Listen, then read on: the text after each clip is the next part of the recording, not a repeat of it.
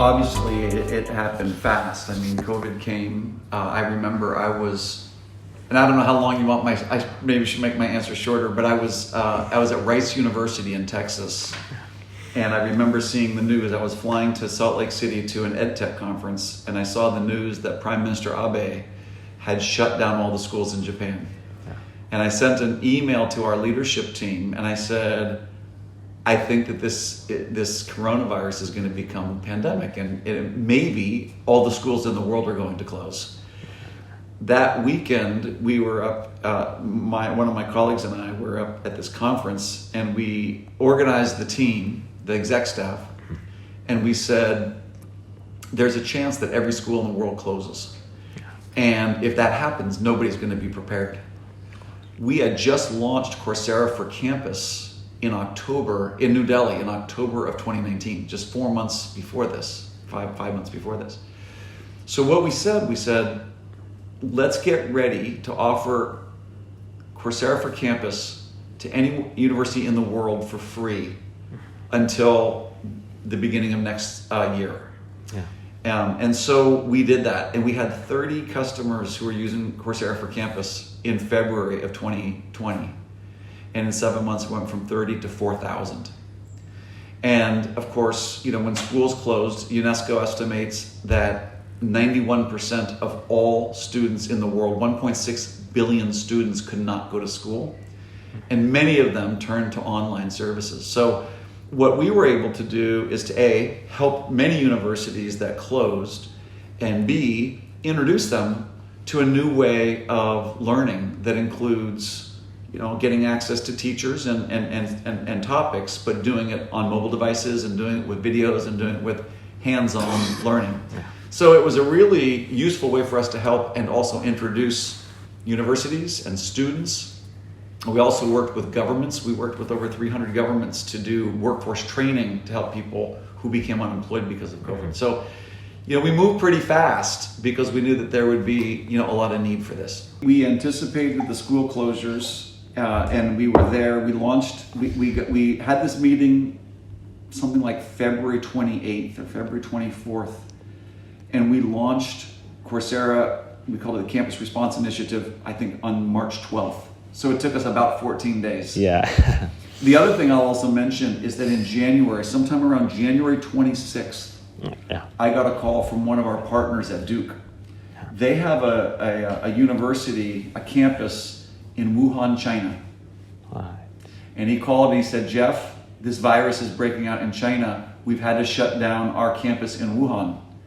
And it was the Kunshan campus. And he said, we want to use Coursera for Campus for all these students in China where the campus was closed. So I knew that this virus was spreading because one of our partners in China told me. And I was ready when I heard that Abe had closed the schools. I said, okay, we have to move them. How did you know? We didn't know for sure.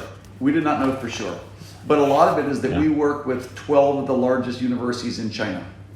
And Duke had a partnership. And so, and I know the guy at Duke, his name's Matthew Raskoff, and we talked. And he said, Jeff, this is what's happening on the ground in Wuhan. And this was in January. And I said, okay. And then I was sort of thinking about this and kind of reading the news a lot. And then when Abe closed all the schools, I thought, now they were running the Olympics. And so I figured that he was going to be a little bit conservative. But we didn't know for sure that they were all going to close. But we thought, let's be ready if they do. The other thing is, once we launched that, we immediately said to ourselves, what comes next? And we thought, well, what comes next is unemployment. And so we then launched the Workforce Recovery Initiative in April. For all the governments to offer Coursera to people who become unemployed, because we knew, we kind of guessed that this is what was going to be happening.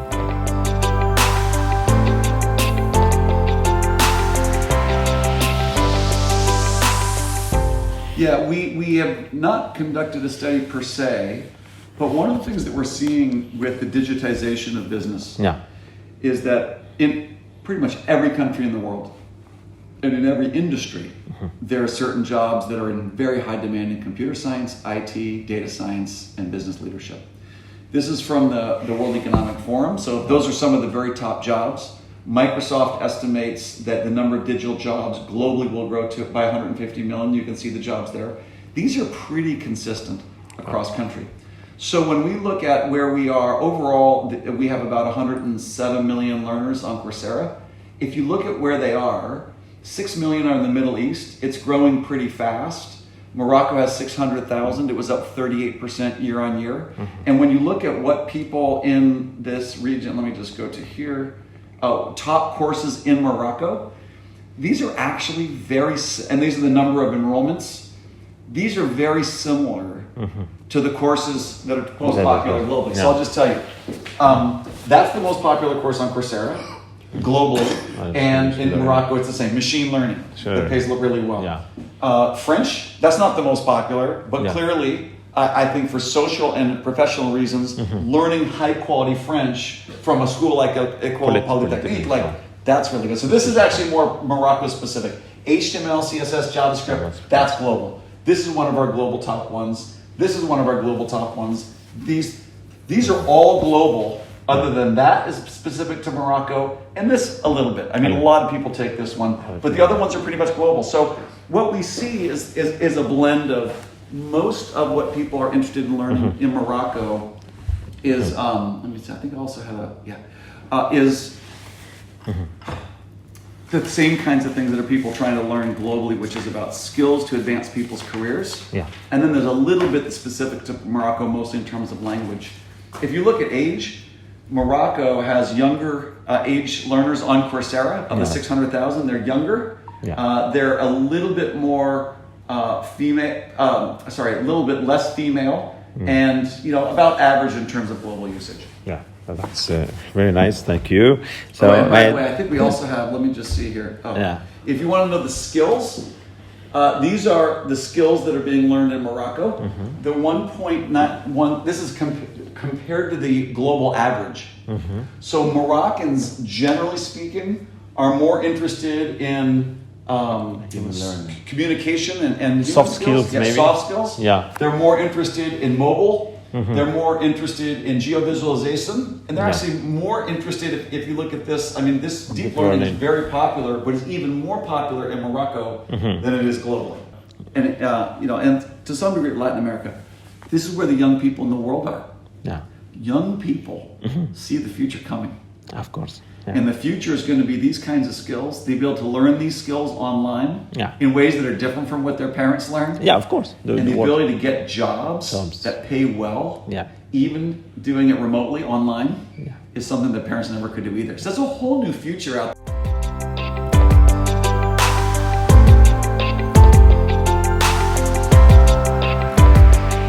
So I'd say that most governments around the world are realizing that in addition to electricity and water, Wi-Fi connections are important. They're important for learning, and they're also going to be, increasingly they're important for doing work remotely. Yeah, of course. So that infrastructure is obviously really important.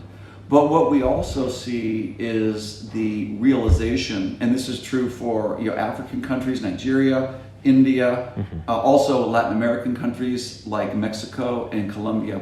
They have a very large young population. Yes, of course. So the governments are realizing that among the many, assets that a country has, and in this case, Morocco has a lot of phosphates. Those are natural assets. Yeah, of course. But they have a lot of young people. Are demanding. That's right. And the young people also represent. There's a demand for skills, but there's also going to be an opportunity for the young people of Morocco to get access to education that their parents never had in a large population. So when we think about the current state of e-learning, I'd say that it was very much, as you said, accelerated during the pandemic. The ability to get access is certainly helped by 5G, but also on Coursera's courses, there's over 6,000 courses. You can download those courses onto a mobile device. You can take the courses on a mobile device when it's not connected to the internet. And then you can sync it back up when you get back to a Wi-Fi hotspot. So the ability to do the learning on a mobile phone, the ability to do the learning when you're not connected to the internet is obviously important for people who don't always have a connection to the internet.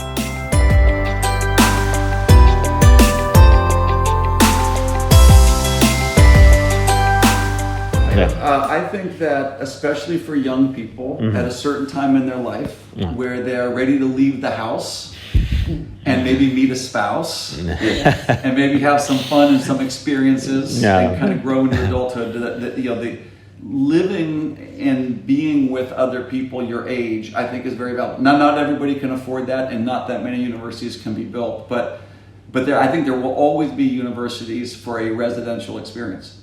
But there will be many people who get a college degree without going to a campus. So we won't necessarily get rid of campuses, because I think there's going to be a demand for that experiential learning. Yeah. But many more people, including younger people who can't make it to campus, and older people who have families and jobs but still want to learn and they can't go back to campus, they will have, and even today, the ability to get a full college degree online on Coursera is already a reality. But I think that campuses will still be available for the experiential learning.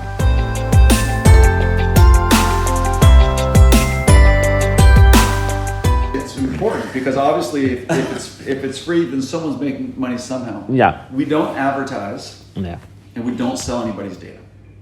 So the way that we make money is that you can watch the course videos for free, but if you want to get the certificate that says that you learned those skills to get a job, you should pay for it. you have to pay for that. So it's sort of a freemium business model where we give you a taste of the value, plus people can also learn. Yeah. So that's also important to our mission as a company, is to make it accessible, but in order to show the certificate.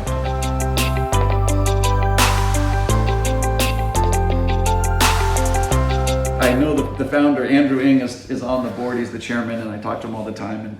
And my understanding was it used to have a code name, which was called DCAN-DO.